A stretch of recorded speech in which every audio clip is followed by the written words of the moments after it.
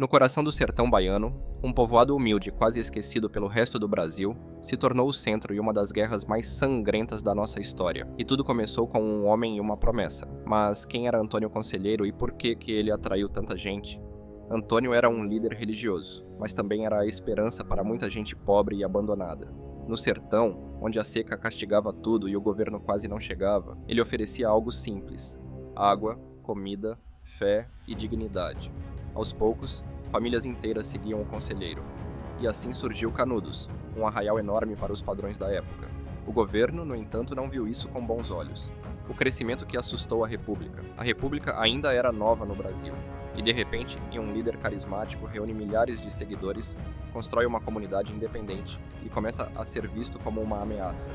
Boatos surgiram que Canudos queria derrubar a República, que era um exército monarquista que Conselheiro planejava uma rebelião. Nada disso era verdade. Mas o estopim para o conflito foi quando, para a construção da nova igreja da cidade, os moradores de Canudos decidiram comprar madeira em Juazeiro, madeira essa que não foi entregue. Após os moradores de Canudos tirarem satisfação com o juiz de Juazeiro e pegarem a madeira que lhes eram de direito, o juiz entendeu tal afronta como declaração de guerra por Canudos. A primeira expedição e o susto do exército para acabar com o problema, o governo enviou pequenas tropas, cerca de 113 oficiais liderados por Manuel da Silva Pires Ferreira em novembro de 1896. Mas o que aconteceu surpreendeu o país inteiro.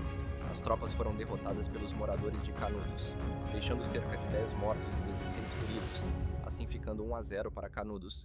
E com a notícia se espalhando pelo Rio de Janeiro, o governo foi pressionado a ter uma atitude mais severa. E antes da situação piorar, porque vai piorar muito, já aproveita e se inscreve no canal. Assim você não perde nenhuma das nossas histórias contadas de um jeito simples e direto. Agora vamos continuar. As expedições ficam maiores e a tensão explodeia.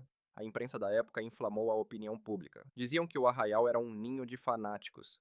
O país inteiro pedia o fim de Canudos. Agora 600 homens do exército marcham rumo a Canudos, equipados com armas modernas, composto de tropas bem treinadas e 2 canhões Krupp. Mas mesmo assim, o terreno acidentado e as ruas estreitas de Canudos eram quase impossíveis de se adentrar, foram finalizados por golpes de facão e decapitação por foice, mais de 100 baixas para o exército. E agora os pobres sertanejos de Canudos estavam utilizando táticas de guerrilha aprimoradas e bem equipados com os equipamentos deixados pelos militares, assim ficando 2-0 para Canudos. Após isso, o coronel Moreira César, conhecido como Corta-Cabeças, liderou uma expedição de 1.300 homens, afirmando que iria comer o Antônio Conselheiro. Resultado, foi morto no primeiro dia de batalha, e Canudos derrota o exército novamente, Canudos 3, governo 0. Mas então veio a quarta expedição, a maior campanha do exército brasileiro desde a Guerra do Paraguai. 8.000 homens acompanhados de canhões cercaram Canudos e deram um fim na cidade. Cerca de 25.000 pessoas foram abatidas, incluindo seu líder, Antônio Conselheiro. Tudo foi destruído. Casas queimadas, memórias apagadas, e pensar que tudo isso começou porque um político sem vergonha de Juazeiro não cumpriu seu trato. A resistência final de Canudos ficou marcada por uma frase escrita nos jornais da época: Canudos não se rendeu.